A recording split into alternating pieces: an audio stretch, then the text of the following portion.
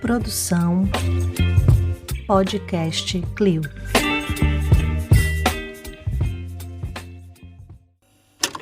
Já não me importa o que diga um babaca. Vou falar o que quero. Vou contar a minha verdade, ainda que incomode. Não vou me calar. Torná-lo presente, mesmo que doa.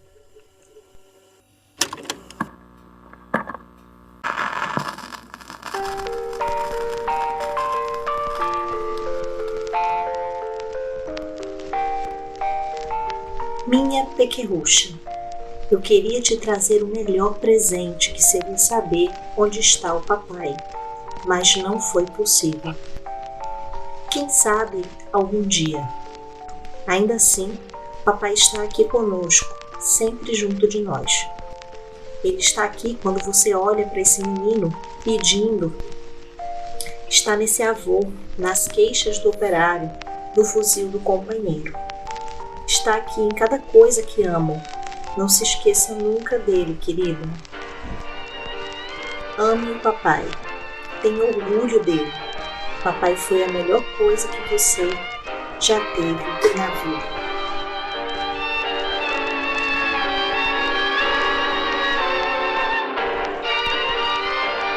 Nosotros queremos construir el socialismo. Nos hemos declarado partidarios de los que luchan por la paz. Nos hemos declarado dentro del grupo de países no alineados, a pesar de ser marxistas-leninistas, porque los no alineados como nosotros luchan contra el imperialismo. Queremos paz. Esta disposición nueva de un continente de América está plasmada y resumida en el grito que día a día nuestras masas proclaman como expresión irrefutable de su decisión de lucha, paralizando la mano armada del invasor. Proclama que cuenta con la comprensión y el apoyo de todos los pueblos del mundo y especialmente del campo socialista encabezado por la Unión Soviética. Essa proclama es pátria ou muerte. Continuo a indagar sobre a infância de companheiros. Não faço perguntas, só escuto. Quero chorar ainda que não confesse, sempre.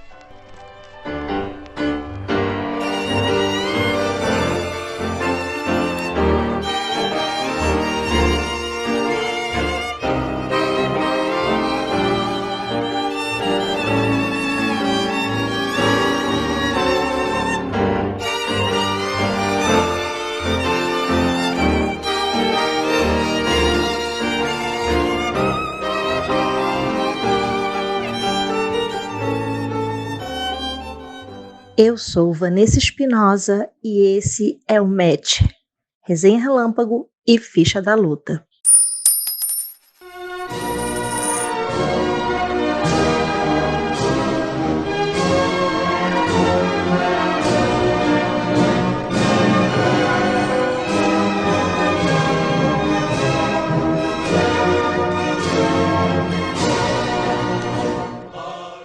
Em setembro de 2022, a editora Quadriculando de Jaboatão, Pernambuco, publica a história em quadrinhos A Menina Comunista e o Menino Guerrilheiro, com o prefácio de Ana Prestes. Essa obra é uma ida sem volta para uma imensidão de reflexões, emoções, de história, de uma narrativa também poética, e por isso ela está aqui como uma resenha e também como uma reflexão do Ficha da Luta, 2 podcasts com o Match para pensar a história da ditadura na Argentina a partir dos relatos testemunhais de uma espécie de história oral que Maria Gilfra fez, desenhou, roteirizou, escreveu tudo para nós a partir de sua história de criança e de mais 10 vozes nessa obra magnífica.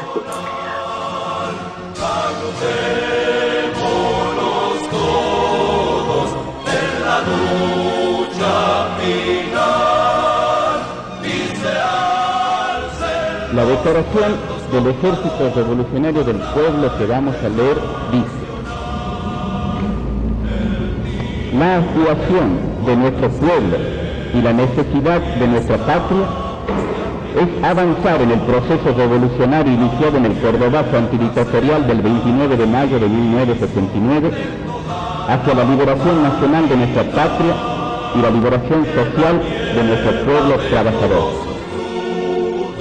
Y la dicha en nuestro hogar, el trabajo es el sostén que a todos de la abundancia hará. Com um traço que reúne o testemunho e o histórico, o poético e o abstrato, como faz a memória de uma criança, a artista Maria Gilfra publicou na Argentina a história em quadrinhos A Menina Comunista e o Menino Guerrilheiro, um belo e terrível livro que compila, além de sua própria, 10 histórias de infância sob a ditadura narradas por crianças desaparecidas. Foi publicado originalmente pela Historieteca Editorial com o apoio do Fundo Nacional das Artes e chega agora ao Brasil pela editora Quadriculando. A edição nacional da HQ tem uma edição caprichada com 152 páginas em preto e branco, formato 29 por 21 centímetros, papel offset fosco e capa cartão. Essa é o resumo, a fichinha resumida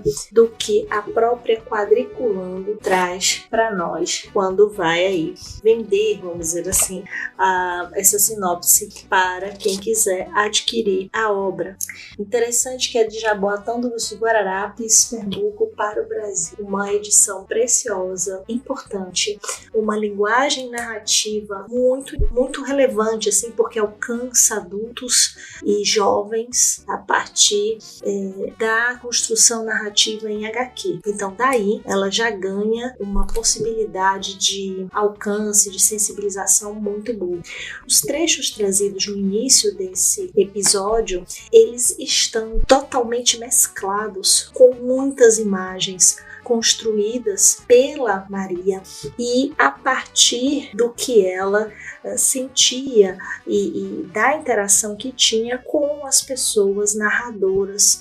Ela fez uma colônia de narradoras e narradores, de então crianças no período ali dos anos 70, na história da Argentina, que passou durante esse período ali, estava se organizando, amadurecendo, né, começando as suas táticas ali da ditadura civil-militar. Antes, se eu pensava que as mães e avós da Praça de Maio era uma forma importante de pensar como essas mulheres tiveram uma atuação relevante, como é importante a partir dessas mães e dessas mulheres, né, a gente conseguir ver a história da ditadura argentina, principalmente pensando como narrativa, um dos filmes que tem inclusive estado bastante de moda, circulando em grupos de estudo e tudo mais, que é o Argentina 1985, se não me equivoco.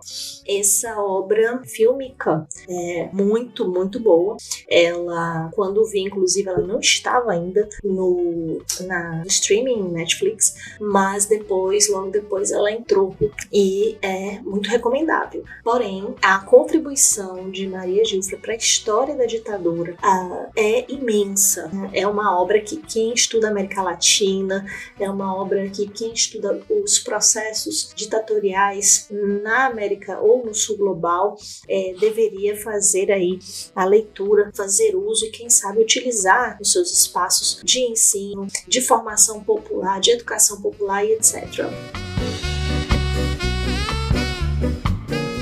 As narrativas, como já falei que eu trouxe no início, esses pequenos trechos, tanto dela se construindo ao mesmo tempo que narrava toda essa trajetória, ela também traz, a partir dos relatos, uma confluência da escrita com umas imagens que ela constrói que são muito impactantes.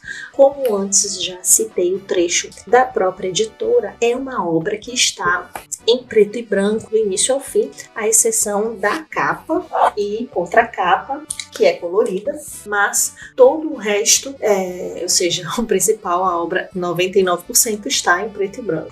Ela, inclusive, deu uma entrevista que eu achei muito significativa trazer para você, para pensar sobre esse recorte que ela faz, específico para tratar da história da ditadura, que é o olhar, as memórias, enfim, ela até brinca com essas duas palavras, trazendo que são as visões, e aí, ao mesmo tempo, ela coloca embaixo as memórias dessas crianças que foram violentadas durante o período. Não só porque elas próprias, enquanto sobreviventes, conseguem relatar suas próprias memórias, como também, a partir delas, nós podemos perceber as muitas crianças que foram assassinadas durante o período, seja por conta de torturas que suas mães gestantes sofriam e daí aconteciam os abortos, ou porque já estando enquanto bebês ou primeira infância, essas crianças eram assassinadas de diversas formas.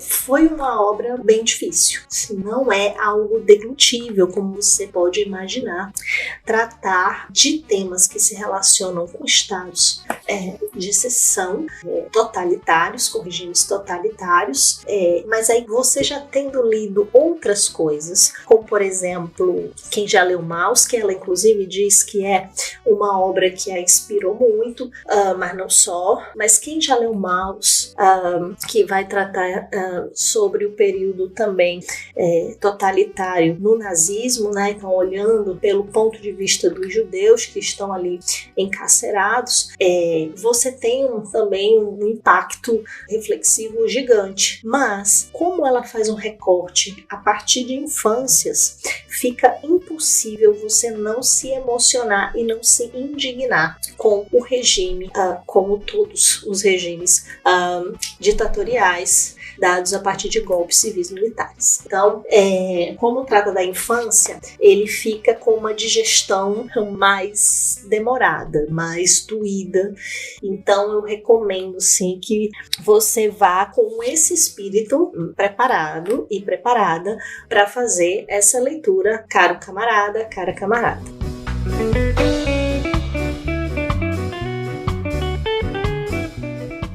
Além de ela trazer a história de como essas crianças se sentiam, como elas conseguiram sobreviver e até conseguiram se reunir depois de tanto tempo e tudo mais, inclusive se organizar, como ela também vai mostrando no decorrer das histórias que ela conta. Você também percebe o quanto a opressão e quanto foi forte a resistência. A partir dos pais e mães, tios dessas crianças, você consegue perceber também os 30 mil, né, que ela relata também, que foram tomados ali como desaparecidos durante o período ditatorial na Argentina. Vamos agora começar pela capa da obra, sobretudo o título. Ela, nessa entrevista que ela concede, e aí quando teve isso em espanhol, né, quando teve o livro em espanhol e tal, ela dá essa entrevista e tem algumas perguntas. Entre elas, queria falar para vocês sobre a justificativa, né, dela trazer o título A Menina Comunista e o Menino Guerrilheiro, e aí entre parênteses ela escreve uma história em quadrinhos subversiva, 100% testemunhal. Ela explica que ela trouxe a seguinte reflexão, abre aspas. Bom, se somos filhas das subversivas, dos subversivos comunistas e guerrilheiros e guerrilheiras, ok, partimos dessa base e desde aí desconto nossa infância, fecha aspas. Então ela diz que ela se apropria da linguagem do inimigo para dizer o que ela queria dizer e ao mesmo tempo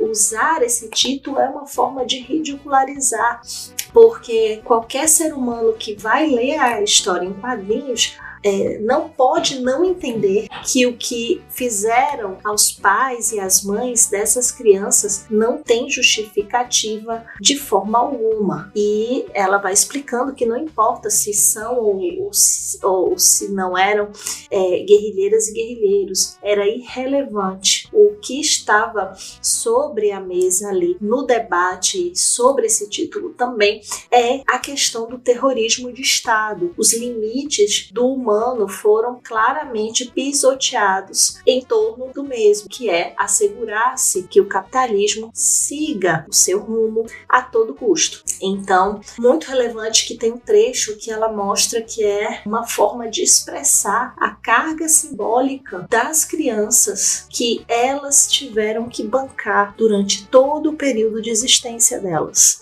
na fase infantil, juvenil, na adolescência, juventude, no período escolar, tiveram que ter essa tag, né, ela até fala em diversos momentos, ela reforça essa questão de que se o pai está desaparecido, alguma coisa ele fez. Então essa nuvem aí, mesmo com a abertura democrática, ela seguiu vivendo essa marca, né, da menina comunista e o menino guerrilheiro, e a ideia do subversivo está nisso. Então ela deixa claro como, nesse caso, a ditadura, obviamente, a serviço de um modelo de funcionamento de Estado que adere, que faz com que o capitalismo seja fortalecido, ela percebe e fala isso, né, que não tem como, se está tendo algum tipo de risco para que esse sistema econômico esteja sendo ameaçado, não importa aí nada, inclusive a vida dessas crianças e dos pais das mães, como ela mesma disse. Pensando sobre isso, ela tem em si claramente essa necessidade de que essas histórias deveriam ser contadas. E aí, que é muito importante, eu, por exemplo, e você agora, somos pessoas aprendentes e conscientes desse movimento, que aconteceu não só com essas 10 crianças, mas a partir delas muitas outras, que ela diz que é muito importante que todas as pessoas saibam, não só para que as pessoas que viveram testemunhem, mas sobretudo para que as que não sabem, as que não viveram nada disso saibam. Como que a gente vai viver num basta, num ditadura nunca mais, se ainda tivermos que vivenciar se você está desaparecido ou se seu pai está, é porque boa coisa vocês não fizeram. Então é preciso que quem não viveu também passe por esse movimento, e nesse sentido, camaradas, posso assegurar que passar por essa obra é sim uma forma de você também dizer o nunca mais. Segundo ponto muito importante dessa estrutura da obra é que ela poderia ter escolhido falar de sua própria infância e de seus irmãos, de como foi trágica, inclusive, a forma com que os militares entraram no lugar onde estavam eles e deflagraram ali muitos tiros, inclusive um deles pegando em um dos irmãos. Então, perceba, camarada, que se ela narrasse apenas, entre aspas, toda essa tragédia que ela vivenciou, inclusive se exilando no Brasil, que foi quem a acolheu, e ela fala super bem dessa relação com a cultura e com as pessoas no Brasil, estaria já algo bastante importante, aprofundado e etc. Sendo que, e aí é genial isso, porque tem a ver com a questão da memória individual e da memória coletiva, ela percebe que o relato da infância dela teria sentido dentro de um relato maior, de um relato de grupo, e isso daria o contexto e significado de tudo que aconteceu. E é a partir daí que ela percebe a força do coletivo e de como essa narrativa seria muito mais sedimentada, que ela traz essas duas formas de trabalhar a memória na mesma obra, que é justamente em momentos ela está apresentando a pessoa que ela quer explicar e contar pra gente a partir da primeira pessoa, inclusive a sua narrativa é como se ela pegasse excertos dessas falas orais, né, desses testemunhos orais, e fosse trazendo ali trechos para dentro do capítulo, vamos dizer assim, ela não organiza em capítulos, E em outros momentos é como se ela também estivesse dialogando com aquela narrativa, seja para se contrastar, se colocar em um lugar de eu estava aqui sem família nenhuma, do outro lado, no outro país, sendo acolhida por um monte de gente bacana e tal, mas desterritorializada tudo, cultura, língua, tudo. Só que aqui eu tinha uma outra história de alguém que não teve as condições materiais, a oportunidade de fazer isso, e essa pessoa, na mesma idade, com a mesma trajetória trágica, precisava comer, precisava saber o que ia comer, né? Eu, enquanto tinha afeto, isso e aquilo, e aí ela vai mostrando a estrutura que ela tinha.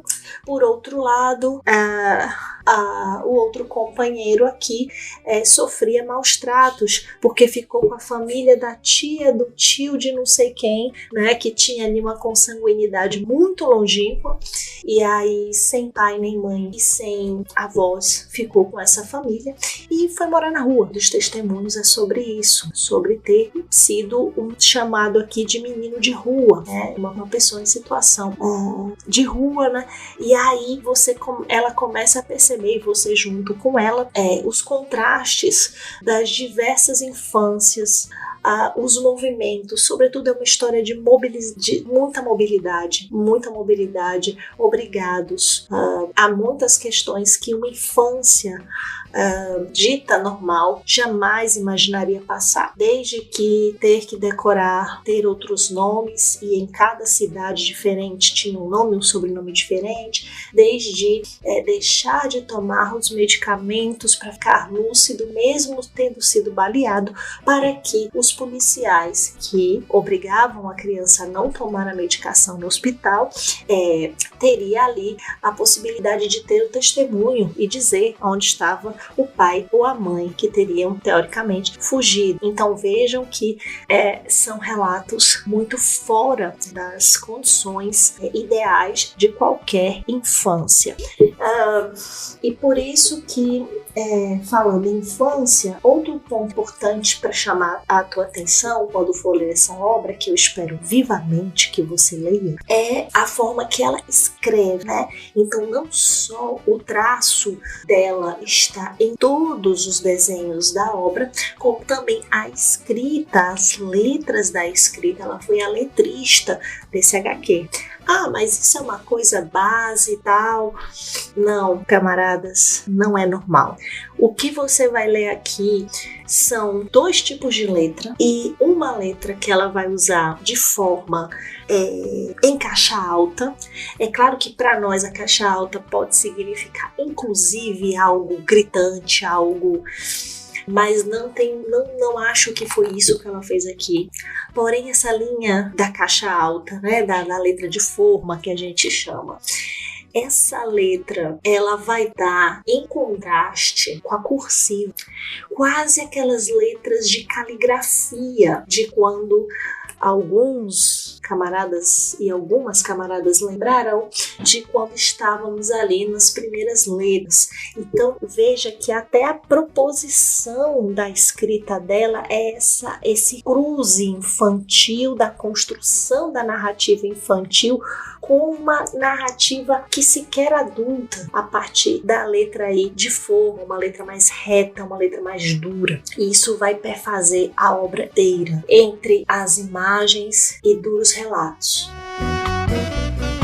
Outro dado importante dessa obra para te chamar a atenção é que ela é plenamente e propositalmente colocada em desestrutura. E ela coloca isso, inclusive, nessa forma que ela está dialogando e explicando um pouco a obra. Ela explica que, pra gente, que ela queria ter essa liberdade de desenho, trazendo e priorizando o sentimento do relato. Então ela pegava aquele turbilhão de emoções e ela quis transmitir e aquelas sensações que não tem efetivamente necessariamente uma organização e nem é para ter, sobretudo nesse tema dos testemunhos, é como ela ia construindo essa história em quadrinhos. Portanto, ela não vai ter quadros, ela não vai ter quadros de 2, de 3,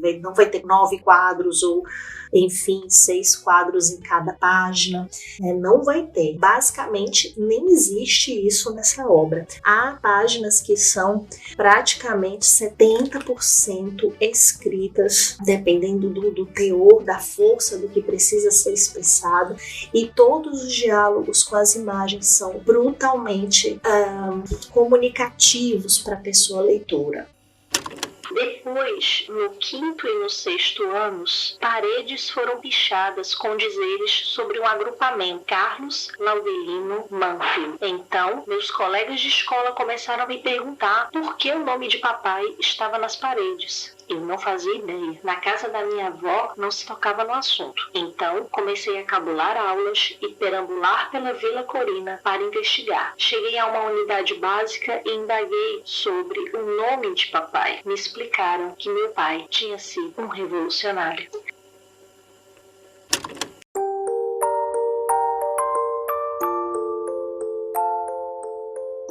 É isso, camaradas. Espero que você adquira essa obra preciosa. Se você é professor, professora, educadora popular, trabalha aí com esses temas ou tem a possibilidade de trabalhar história, sociologia, filosofia, qualquer tema que possa intercambiar sobre a história da ditadura militar e trazer o caso da Argentina, fica aí uma excelente opção. Essas 150 páginas vão também revolucionar você, o seu pensamento e a sua forma de ver o mundo. Tchau!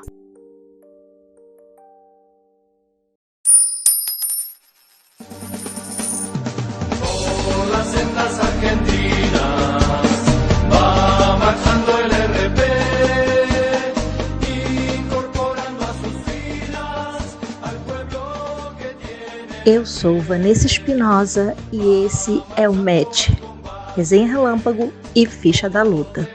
Para continuar sua experiência com o nosso podcast, me siga nas redes sociais, @vanessaespinosa.ufrn e o Clio, @Clio História e Literatura. Links estão na descrição.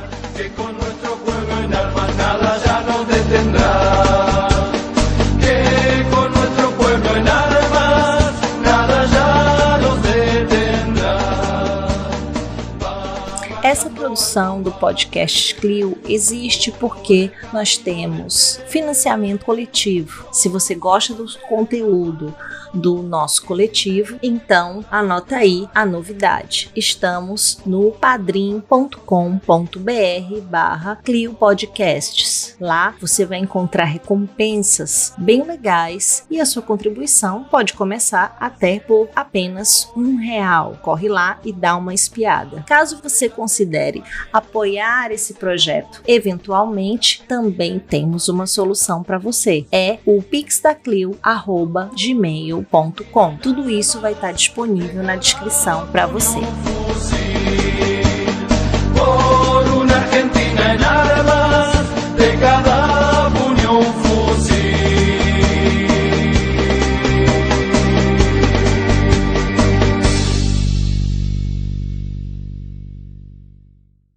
Muito obrigado, vão com Deus, valeu. Santos!